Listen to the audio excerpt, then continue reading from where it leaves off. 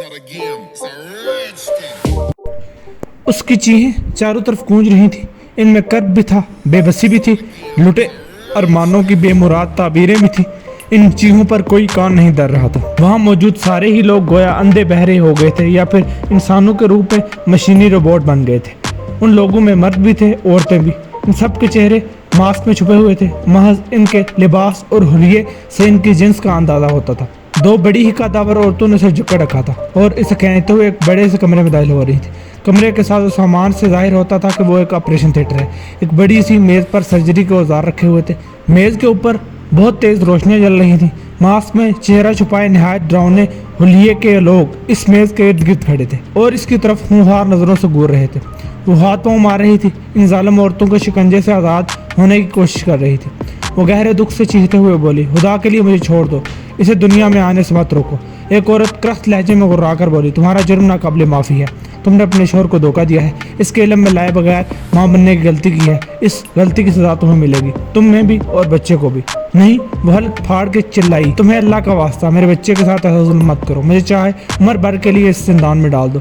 इन औरतों पर इसकी चीखों पुकार और फरियादों का कोई असर न हुआ। वो इसे घसीटते हुए ऑपरेशन थिएटर के बस में ले आई, उसे टांगों और हाथों से पकड़कर झटके से उठाया और ऑपरेशन टेबल पर पटक दिया। इस वक्त सारी रोशनियां बुझ गई, सिर्फ ऑपरेशन टेबल के ऊपर मौलिक तेज रोशनियां जलती रहीं। यकायक वहाँ मौजूद सारे लोग मुअद्दब होकर खड़े हो गए। एक शख्स जो उनके दरमियान से बारी बारी कदमों से चलता हुआ इसके करीब आया। इसके चेहरा भी मास्क से छुपा हुआ था, सिर्फ आंखें दिखाई दे रही थीं जिनसे नफरत, गुस्सा और कीना उबल रहा था। वो चंद सानिये हशमगीन नज़रों से उसे घूरता रहा, फिर हाथ उठाकर चेहरे से मास्क हटाया तो वो ठटक कर रह गई।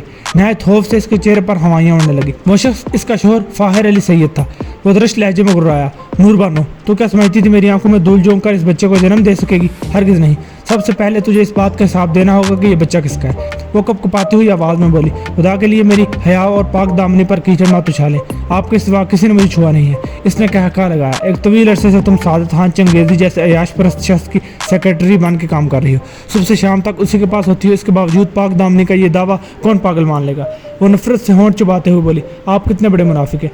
खुद मुझे चारे के तौर पर सादत खान चंगेज़ी जैसे असर रसूख वाले वजीर के आगे डाल दिया। अपनी तरक्की और सियासी कामयाबी के लिए मुझे सीढ़ी के तौर पर पेश किया। अब बद चलने की तहमत भी खुद लगा रहे हैं। इसके बावजूद मैं अल्लाह पाक की कसम खा कर कहती हूँ, मैं पाक साफ हूँ। ये बच्चा सिर्फ आपका खून है। फाहिर अली सैयद ने गुस्से से एक ज़ोरदार तमाचा मारा, फिर दहाड़ते हुए कहा, हराफा, गुनाह की ये पोटली मेरे कंधों पर मत डाल। ये मेरा होता फिर भी मैंने तुम्हें इसकी पैदाइश से मना किया था। तुमने दो तरह से मेरी हुकूमत दूली की है। अव्वल मेरी मर्जी के बगैर बच्चा पैदा कर रही हो, दूसरी मेरी पसंद के बरक्स चंगेज़ी साहब जैसे मोहसन को नाराज़ करा दिया है। इसकी पादाश में तुम्हें सजा मिलेगी। यक इसने टेबल पर पड़े हुए नश्तर को उठाया, इसे झटके से ऊपर उठाकर तेजी से नूर बानो के पेट में खोंप दिया। इस अचानक वार से एक लहजा के लिए वो सकते में रह गई। दूसरे लम्हे फलक शिगाफ चीख के साथ वो ऑपरेशन टेबल पर तड़पने लगी। इस तरह चीखते चिल्लाते दर्द से तड़पते अचानक ही इसके हवास बेदार हो गए। इसका दिमाग धीरे धीरे जागने लगा। टूटते बिखरते और संभलते हवास के साथ इसने देखा वो अस्पताल के एक बेड पर थी। इसके सर के ऊपर से एक स्टैंड से लटकी ड्रिप से कोई कतरा इसकी रगों में उतर रहा था। जागने से पहले के सारे मनाजर इसकी आंखों के आगे जलमल करने लगे। यह खैर ख्वाब में भी अस्पताल का ही मंजर था।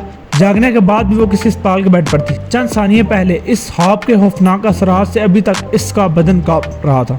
इसकी बेरब्त सांसें ख्वाब की सातों की संगीनी का एहसास दिला रही थी। अचानक इसने इज़्तिरारी तौर पर अपने पेट पर हाथ फेरा।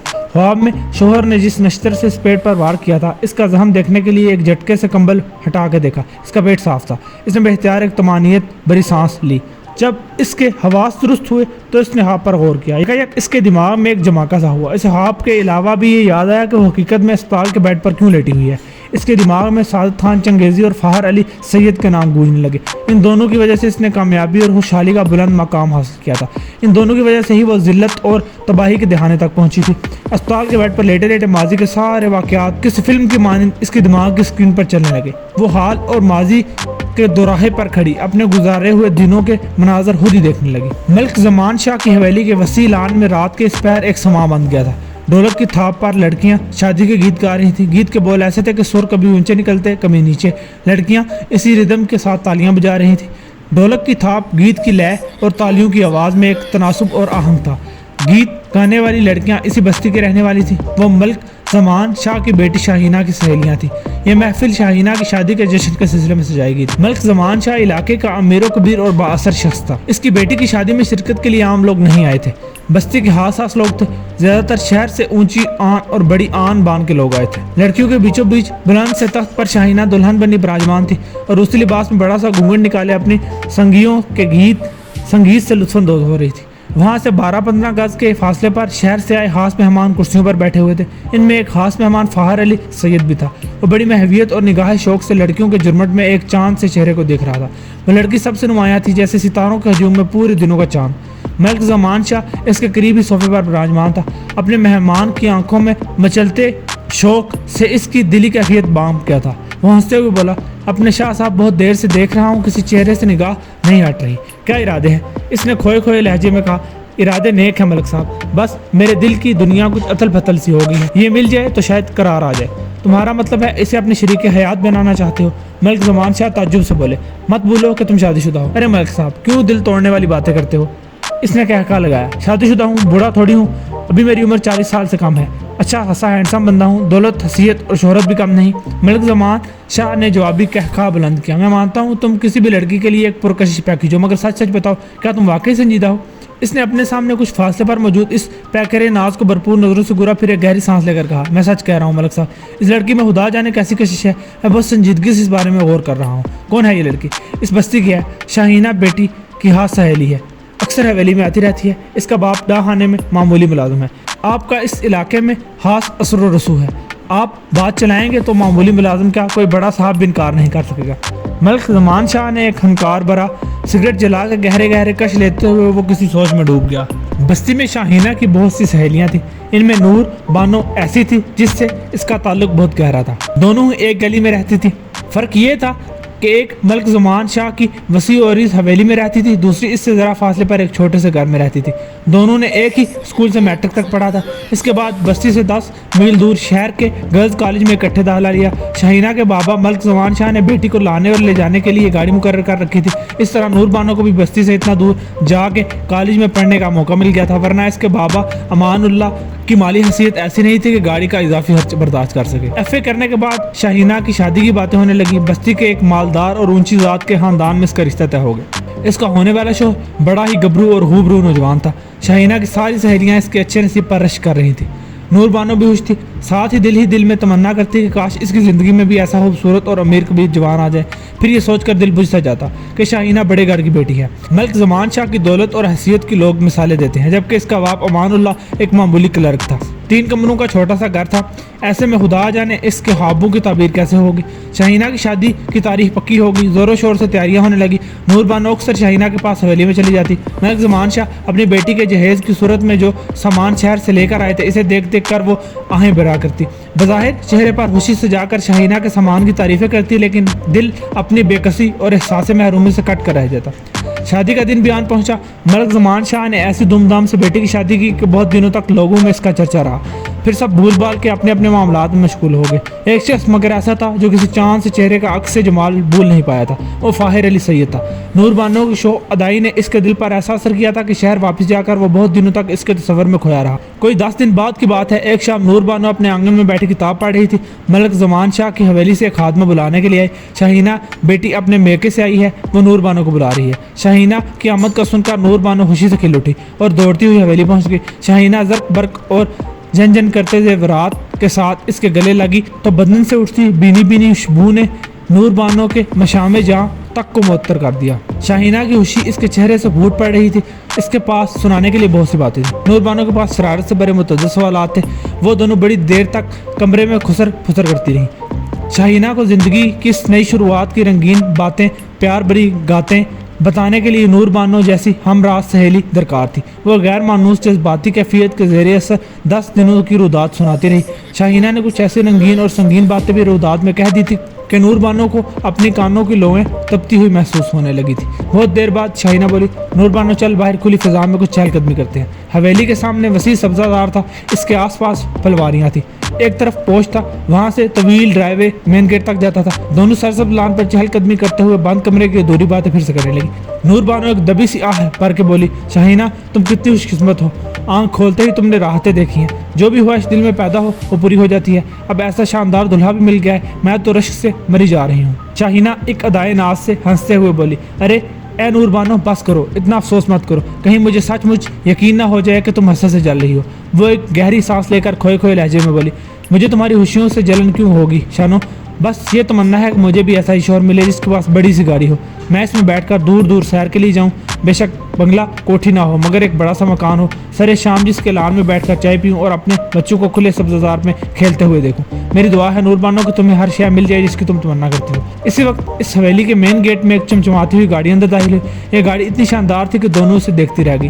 طویل ڈرائیو وے سے ہوتی ہوئی وہ بڑی سی گاڑی پوچھ میں رکی، اس کے دروازے کھلے، جدید اسلحہ تھامے دو گن مین لپک کر باہر نکلے، پھر ایک درمیانی عمر کا نہایت وجیح اور خوش لباس شخص باہر نکلا۔ حویلی کے کئی ملازم بادب ملاحظہ ہو گئے اور اس کا استقبال کرنے لگے۔ اس وقت اس شخص نے سر گھما کر ایک ذرا چونکتے ہوئے ان دونوں کی طرف دیکھا۔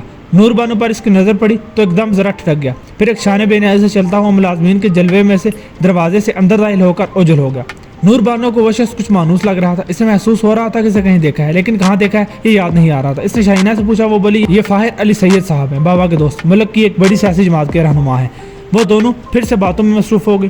کچھ دیر بعد حویلی کی ایک خادمہ نے آ کے شاہینہ کو بتایا کہ ملک شاہ زمان صاحب اسے اندر بلا رہے ہیں۔ اس نے نور بانو سے معذرت کی اور اندر چلے گئی۔ نور بانو کھوئے کھوئے انداز میں پورچ میں کھڑی اس کی بڑی گاڑی کو دیکھنے لگی۔ یہ گاڑی ایسی شاندار تھی کہ اس نے خواب میں بھی کبھی ایسی گاڑی نہیں دیکھی تھی۔ وہ تصور میں خود کو اس کی فرنٹ سیٹ پر بیٹھے دیکھنے لگی، یہ سوچتے ہوئے ایک سنسنی اس کے پورے بدن میں دوڑنے لگی۔ خواب جتنے بھی طویل ہوں آخرکار ٹوٹ جاتے ہیں۔ اس کے تصور کا یہ سلسلہ بھی خادمہ کے ہاتھ جانے سے ٹوٹ گیا۔ وہ اسے شاہینہ کا حوالہ دے کر اندر بلا رہی تھی۔ نور بانو نے گہری سانس لی اور خادمہ کے ساتھ چلتی ہوئی لاؤنج میں آ گئی، وہاں کوئی موجود نہیں تھا۔ خادمہ نے اسے ایک صوفے پر بیٹھنے کو کہا۔ نور بانو اکثر یہاں آتی جاتی رہتی تھی، وہ شاہینہ کے ساتھ اس کے کمرے میں چلی جاتی تھی۔ اس وقت بھی اس نے وہاں جانا چاہا تو خادمہ نے کہا ادھر ہی بیٹھی رہیں۔ اچانک ہی وہ اچھل پڑی، اس کے سامنے ایک دروازے سے وہی شخص اندر داخل ہوا جس کا نام شاہینہ نے فاہر علی سید بتایا تھا، جس کی شاہانہ گاڑی دیکھ کر خیالوں میں وہ اس پر بیٹھ چکی تھی۔ مجھے امید ہے یہاں بیٹھ جاؤں تو تمہیں برا نہیں لگے گا، فاہر علی سید نے نرم سی آواز میں کہا۔ اس کے ہونٹوں پر متانت سے بھری مسکراہٹ بھی تھی۔ جی نہیں، وہ کلائی بیٹھ جائیے، میں شاہینہ کی طرف جاتی ہوں، شاہینہ یہاں آنے والی ہے، تمہیں کہیں جانے کی ضرورت نہیں ہے۔ وہ اس کے سامنے ایک صوفے پر بیٹھ گیا۔ نور بانو شرم اور جھجک سے نظریں جھکائے بیٹھی رہی۔ تھوڑی دیر تک ان میں پرتکلف سی خاموشی چھائی رہی، پھر فاہر علی سید بولا، اس دن شاہینہ کی شادی کے موقع پر تمہیں دیکھا، اس وقت تو تم سب کے سامنے بڑی بے تکلفی سے گا رہی تھی، اب اتنی شرمائی گھبرائی کیوں ہو؟ نور بانو نے چونک کر سر اٹھا کر اسے دیکھا، وہ پرشوق نظروں سے اسے دیکھ رہا تھا۔ نور بانو اس کی نظروں کی حدت سے گھبرا گئی اور بڑبڑا کر بولی، جی ایسی کوئی بات نہیں، میں کب شرما رہی ہوں؟ وہ ہنستے ہوئے بولا، تمہیں جھوٹ بھی بولنا نہیں آتا، ویسے مجھے ایسی شرماتی لجاتی لڑکیاں بہت اچھی لگتی ہیں، جی چاہتا ہے نظریں ہٹائے بغیر بس دیکھتا رہوں۔ نور بانو کے کانوں کی لویں تپنے لگی، یہ باتیں نظروں کی یہ گاتے اسے برے نہیں لگ رہی تھی، بس ان سے آشنائی نہیں تھی، اس لیے دل زور زور سے دھڑک رہا تھا۔ اس وقت شاہینہ اندر داخل ہوئی تو اس کی جان میں جان آئی۔ شاہینہ اس کی کیفیت بھانپ گئی، زیر لب مسکراتے ہوئے بولی، نور بانو تم اتنی بولائی ہوئی کیوں ہو؟ فاہر علی سید صاحب سے مت ڈرو، یہ بہت شاندار انسان ہے، آرام سے بیٹھو۔ فاہر علی سید شوخ بھرے لہجے میں بولا، شاہینہ تمہاری سہیلی بڑی شرمیلی ہے، ویسے کچھ لوگ اپنی ہر ادا میں اچھے لگتے ہیں۔ شاہینہ ہنستے ہوئے شرارت سے بولی، ارے شاہ صاحب میری معصوم سی سہیلی کو نظر لگانے کا ارادہ ہے کیا؟ اس پر تو نظر لگ گئی ہے، اب دیکھنا ہے کہ میری اس نظروں کا تمہاری سہیلی پر کیا اثر پڑتا ہے۔ شاہینہ نے کہا، نور بانو بھی آپ سے متاثر ہے، اسے بڑی گاڑیوں میں بیٹھ کر دور دراز سفر کرنے کا بہت شوق ہے، اس لحاظ سے آپ کی بڑی گاڑی نے اسے متاثر کیا ہے۔ فاہر علی سید کے چہرے پر چمک سی لہرائی، بہت خوب، میری گاڑی حاضر ہے، چاہو تو کہیں بھی سیر کو چلتے ہیں، اس بہانے مجھ سے متاثر ہونے کا موقع بھی مل جائے گا۔ شاہینہ سے مخاطب ہوئی، جواب دو نور بانو، کیا شاہ صاحب کی پیشکش کو قبول کر لیں، کہیں گھومنے چلیں؟ نور بانو سر جھکائے ان کی باتیں سن رہی تھی۔ جب شاہینہ نے اسے اچانک مخاطب کیا تو وہ گھبرا گئی، بدحواسی میں بولی، نہیں شانو، مجھے گھر جا کر چند ضروری کام کرنا ہے، کسی اور موقع پر جائیں گے۔ اسے یہ سب اچھا بھی لگ رہا تھا، ایک انجانے خوف سے دل دھڑک بھی رہا تھا۔ وہ دونوں اٹھ کر کمرے میں آ گئے۔ شاہینہ اس کے بازو میں چٹکی لیتے ہوئے بولی، اف میری بولی سہیلی، اتنا سمجھ جاؤ وہ تم پر بہت زوروں سے عاشق ہو گئے ہیں۔ شانو مجھے کیوں شرابوں میں بٹکاتی ہو؟ وہ کھوئے لہجے میں بولی، وہ شہر کے اتنے امیر کبیر اور مشہور آدمی ہیں، میرا ان سے کیا جوڑ بنتا ہے؟ ان کی شہرت اور دولت کی وجہ سے ہی تو میں چاہتی ہوں کہ تم ان کے بارے میں سوچو، تم میری بہت عزیز سہیلی ہو، میں تمہارے خوابوں اور خواہشوں کو بھی جانتی ہوں۔ فاہر علی سید صاحب سے اگر شادی ہو جائے تو تمہارے خوابوں کو تعبیر مل جائے گی۔ شانو ویسے تو وہ عمر کے زیادہ نہیں ہے، پھر بھی مجھے لگتا ہے کہ وہ شادی شدہ ہے، کیا یہ پریشانی کی بات نہیں؟ تم سچ کہتی ہو وہ شادی شدہ ہے، لیکن کیا فرق پڑتا ہے؟ بڑے لوگ ایک سے زیادہ شادیاں کرتے ہیں تو انہیں نبھاتے بھی ہیں، شاہ صاحب کے پاس دولت کی کمی نہیں ہے، शहर में कई बंगले हैं, नौकर चाकर हैं, बहुत सेहतमंद और हैंडसम हैं। सबसे पहले बढ़कर तुमसे मोहब्बत भी करने लगे हैं। नूर बानो के बदन में एक सनसनी सी दौड़ने लगी। बचपन से ही बड़ी गाड़ी, बड़ा मकान और बड़ी शान के जो ख्वाब देखती आई थी, फाहिर अली सैयद की सूरत में इसकी ताबीर दिखाई दे रही थी। 5-6 दिन गुजर गए। इस अरसे में ऐसे वाक़यात रोनुमा हो गए थे कि नूर बानो एक तरफ अपने ख्वाबों की राह रेस पर चल पड़ी थी, दूसरी जानब अपने घर वालों से इसके रास्ते अलग हो गए थे। हुआ यूं कि फाहिर अली सैयद ने बाकायदा नूर बानो का रिश्ता मांग लिया। मलक ज़मान शाह ने इसकी तरफ से नूर बानो के वाली से बात की। अमानुल्लाह ने जब सुना कि फाहिर पहले से शादीशुदा है तब इसने इनकार कर दिया। मलक ज़मान शाह ने इसे मनाने की बहुत कोशिश की।